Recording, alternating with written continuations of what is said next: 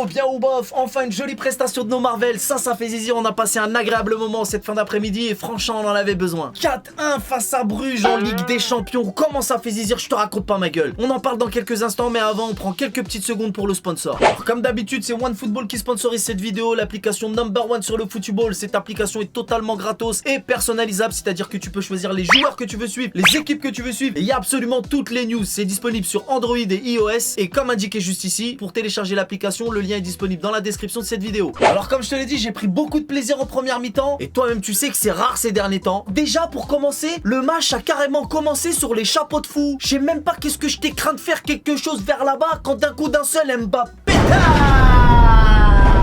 qui la fout au fond à la deuxième minute de jeu. Par contre Mbappé j'étais pas prêt, j'étais craint de faire des gâteaux, j'ai même pas vu le but et j'avais 10 pouces en plus. Et là dans ma tête je me suis dit Mbappé toujours et encore indispensable, la délicatesse et la justesse de son tir est incroyable. Et je me suis aussi surtout dit qu'il a encore sauvé Maurice. Et là je réalise qu'en fait ça joue bien et les mecs comment se faire STS. Genre je suis étonné parce que ça joue bien en fait, ça déjà c'est pas normal. Et quelques minutes plus tard, d'un coup d'un seul, cette fois j'étais un petit peu plus près que tout à l'heure. Une magnifique passe de Di Mamma surgit dans le dos d'Mbappé qui enfonce le clou avec une magnifique reprise de volée à la 7ème minute, doublé au punaise. Notre Kiki est carrément en feu. Mbappé porte le Paris Saint-Germain sur ses épaules, poteau, il est décisif tout le temps. Si Mbappé s'en va, non seulement je vais chialer, mais s'il part gratos, là je vais carrément... Après on a continué à bien jouer, Messi, Mbappé, retour défensif, j'avais l'impression de rêver, je comprends pas qu'est-ce qui s'est passé. Je commence enfin à ressentir des émotions devant un match de Paname. Et d'un coup d'un seul à la 38ème minute, bim, goal, Léo Messi. Quelle frappe de fou furieux, quel but magnifique, mais quelle connexion. On s'attendait tous à une connexion Neymar-Messi, et maintenant c'est Messi-Mbappé.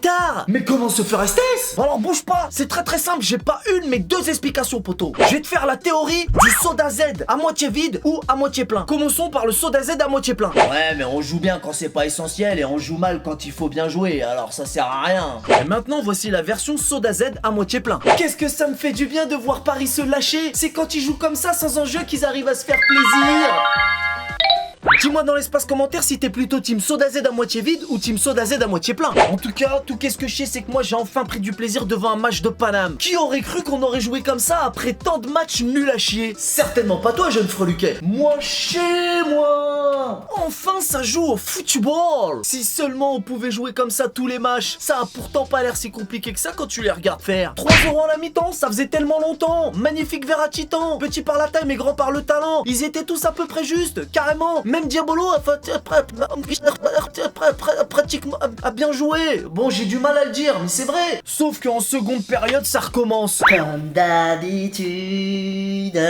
Voilà qui se sont relâchés. Gay qui perd un ballon au milieu de terrain, j'ai pas compris pourquoi faire. Tu voulais une chicha ou quoi, poteau? Ça, c'est des mauvaises attitudes, ça, poteau. Si tu veux pas courir, tu sors, tu laisses ta place. Après, faut dire aussi que l'entrée de quelle erreur, et ça a tout déséquilibré. Comme d'habitude. Et du coup on encaisse encore un but bêtement sur des erreurs. Et oui, parce qu'il est pas le seul. Comme d'habitude. Et c'est là que tu te rends compte que ça manque toujours autant de professionnalisme. Comme d'habitude.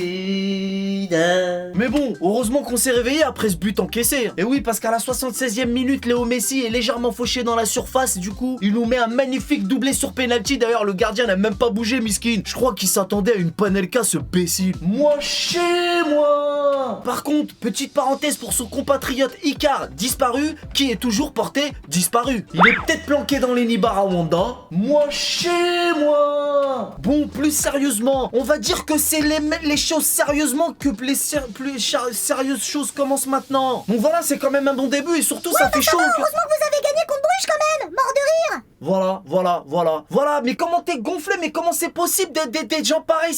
Mais c'est quand même mieux que de perdre contre Andrézieux ou Canet-en-Roussillon, non? Et en plus, vous, de toute façon, on vous connaît, hein. Vous êtes toujours faible contre les forts et fort contre les faibles, hein. Ah ouais? Et être faible contre les faibles, c'est comment? En plus de ça, vous êtes les champions des matchs amicaux, hein. Mais vous êtes champion de rien du tout et surtout vous serez champion de rien du tout. Allez, ferme ta nageoire et marche une heure. Donc bref, on a quand même vu un assez beau match ce soir. L'équipe a joué libérée et a pris du plaisir. On retiendra surtout une très bonne première mi-temps. La seconde pas vraiment terrible, mais bon, c'est déjà un bon début. Et peut-être que c'était le dernier match de Maurice avec le Paris Saint-Germain en Ligue des Champions. Qui sait? Seul l'avenir nous le dira. Voilà tout, qu'est-ce que je pouvais dire sur ce match. Comme d'habitude, si cette vidéo t'a plu, jeune freluquet, n'hésite pas à lâcher un petit pouce bleu. C'est tout pour aujourd'hui, c'était AZ Story. Je vous donne rendez-vous pas plus tard que dimanche soir pour éclater la noix de Monaco.